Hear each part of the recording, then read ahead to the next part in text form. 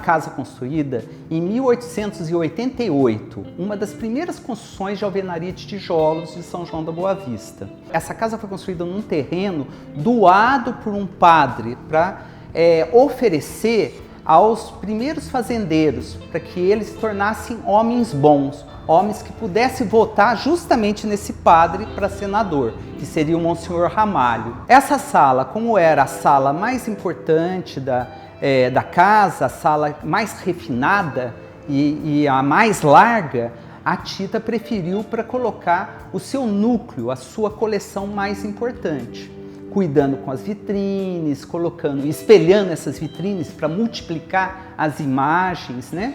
E também foi a sala escolhida para colocar a coleção de retratos da Casa de Câmara e Cadeia, né? Depois Paço Municipal. E é uma coleção muito grande que se espalha pelo prédio, atualmente totalmente restaurada.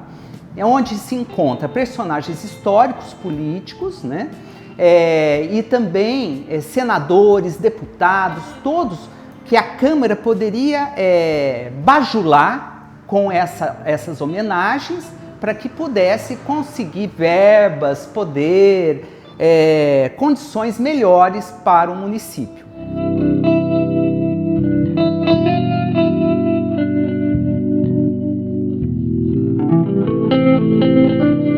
Essa sala, ela teve que passar por uma restauração muito grande. Ela era toda decorada com rosas e era uma imitação de papel de parede.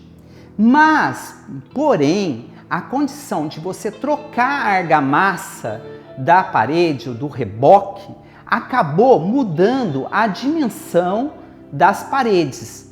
E os móveis que foram feitos de forma a serem embutidos nessas paredes tiveram de ser adequados para essa colocação.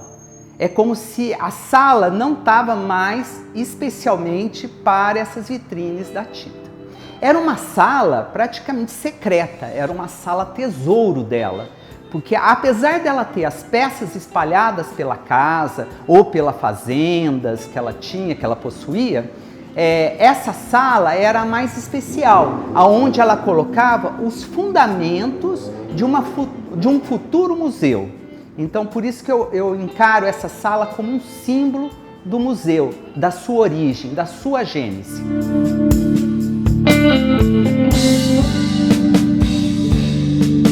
Fala muito em cultura como entretenimento, né? Mas eu vejo que a cultura tem um papel assim fundamental na formação do indivíduo e um papel assim imprescindível, na verdade, na formação, que está atrelado à representatividade, inclusive, né?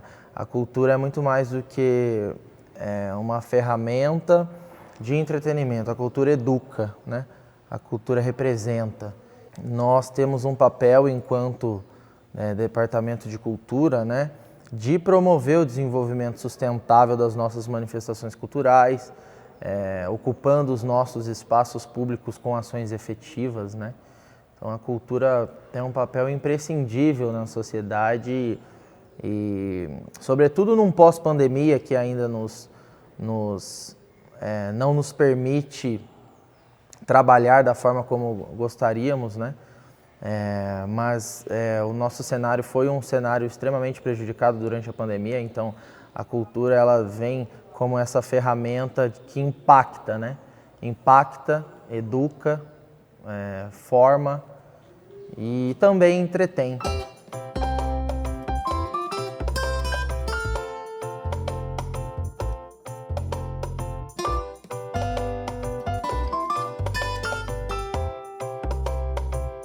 Eu, como conservadora e restauradora, acho extremamente importante restaurar obras de um sanjoanense, importantíssimo para a cidade, porque é de uma elegância, de um refinamento as obras que ele fez, que se a gente não cuidar, vai ficar só no papel.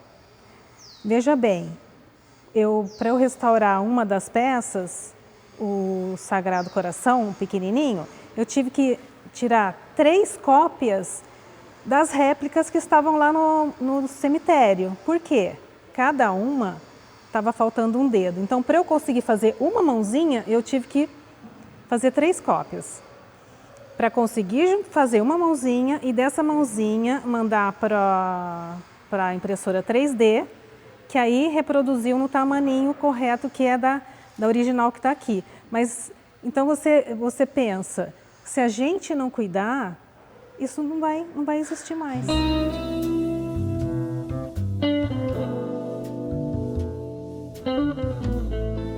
Elas estavam bem danificadas, principalmente as mãos, porque as extremidades são as mais vulneráveis, né? E uma peça em gesso, as mãos é o que vai embora logo.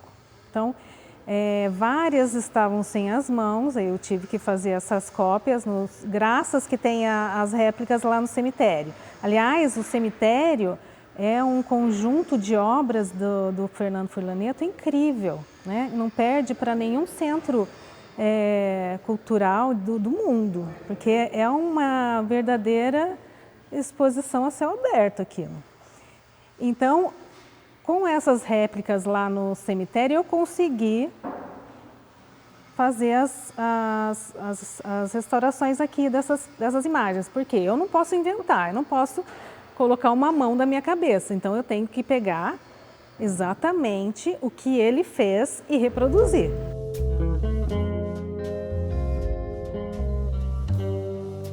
Porque o gesso, ele é um material higroscópico, então quando a umidade do ar está relativamente alta, o gesso ele absorve. Nesse processo, a estrutura que é de ferro, que está embaixo, na base das estátuas, e eu encontrei em 2, o ferro que sustenta estava oxidado. Então, esse processo de oxidação, de ferrugem, ele forma um corpo que quando expande, racha o gesso. Então, 2 estavam bem danificadas nessa parte estrutural. Então, aí eu consertei, eu tratei esse ferro e também estruturei com barras de aço inox, que aí não oxida.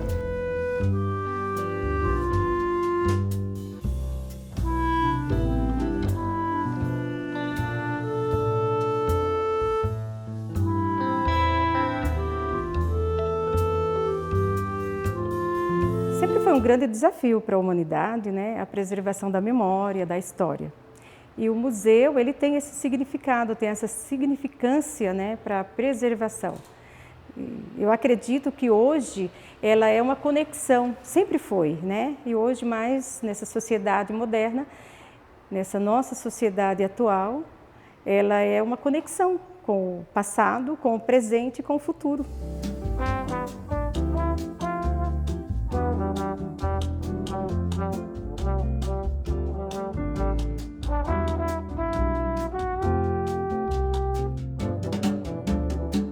É um ponto de encontro, né, de curiosidade, de atividades, com as visitações das escolas, com as exposições temáticas, né?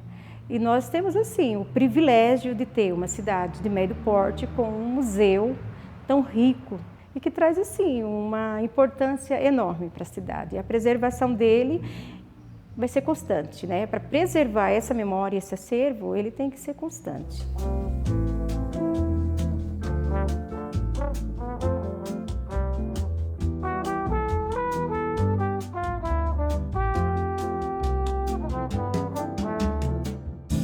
A pintura decorativa dessa sala de música ou essa saleta de visita, ela é um motivo de hortênsia, uma hortênsia branca sobre um fundo cor azul hortênsia. Foi feito na década de 20. O lustre é original, fazendo a combinação da cor com o barrado. E aqui a gente atualmente está com um cofre da Casa Bancária do Cristiano Osório, que não estava nesse prédio originalmente. Ele estava onde hoje é o Museu de Arte Sacra, que seria onde era a Casa Bancária. Tanto que teve que reforçar o piso por causa do peso desse cofre, né? É o segundo cofre mais pesado existente em São João.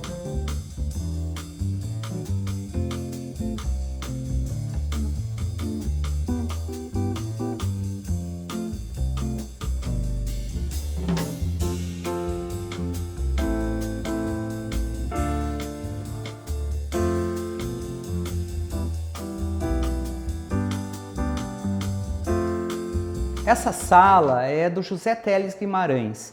José Teles Guimarães, ele nasceu em São João, foi para São Paulo, ele era solteiro e pianista, professor de piano em São Paulo. E ele tinha uma vasta coleção da família, né, que era Cabral de Vasconcelos, Teles Guimarães. E eles eram comerciantes, ricos comerciantes até. Eles começaram a enricar com a venda de tecidos, de fazendas de tecido, porque as mulheres usavam saias enormes, né? Então ia em quantidade de tecido. E eles eram importadores desses tecidos. E depois eles vão estender o seu comércio aqui na cidade, né? E formando a primeira rua do comércio de São João da Boa Vista, que hoje é a Ademar de Barros, e junto com a Saldanha Marinho. Então, eles acabam acumulando um acervo fantástico desde 1867. E era uma família muito grande, vieram todos irmãos, já com filhos, tudo mais, e montaram uma rede de comércio na rua Ademar de Barros. E ele vai fazendo esse tipo de coleção muito próprio que foi da Tita de Oliveira. Ele vai fazer uma visita a uma tia, a um parente próximo e fica insistindo para que ele doe aquele material. Era quase considerado um chato, porque ele conseguia captar todo o material e tinha paciência. Porque você vai, observa, aí vai fazendo um encantamento, vai tentando convencer. Mas, em compensação, o apartamento dele ficou abarrotado. Até um momento que ele falou, olha, eu preciso doar isso para São João da Boa Vista. Porque para São Paulo, esse acervo não tinha significado nenhum. Essa sala concentra algumas peças do Zé Teles, mas ela representa o quê? 10% da coleção do Zé Teles Guimarães. Ela é muito grande e tem coisas curiosíssimas, como esse lenço da saudade. Esse lenço da saudade é um lenço feito por um parente, enquanto o marido ia para o Brasil, enquanto ele estava viajando, demorava essa viagem, talvez nem teria o retorno, ela ficava bordando, escrevendo palavras como se fosse um exorcismo, palavras que pudesse reconquistar essa saudade, ou matar essa saudade da pessoa amada.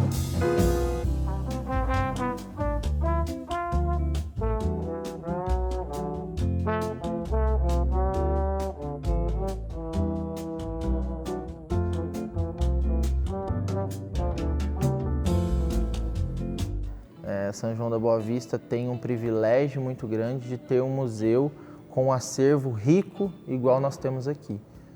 E nós temos essa missão aí de ocupar esse espaço, manter ele preservado e com ações efetivas e engajadas de modo que a nossa história se mantenha preservada por muitos e muitos anos.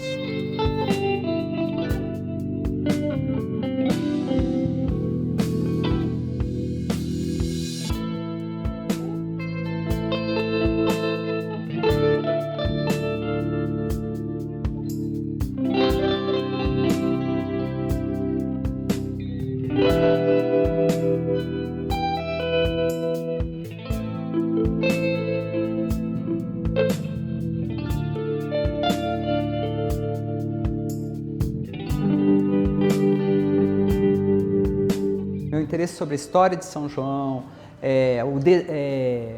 esse reconhecimento sobre o objeto, porque eu acho que o objeto contém muita coisa, ele instiga, ele transforma, não é só a beleza, o design, mas a gente fica pensando como que isso foi utilizado, para que foi feito, como ele foi conectado, por que ele restou, por que ele sobrou. Isso tudo vem de uma visita, uma primeira visita no Museu Histórico Pedagógico aqui de São João.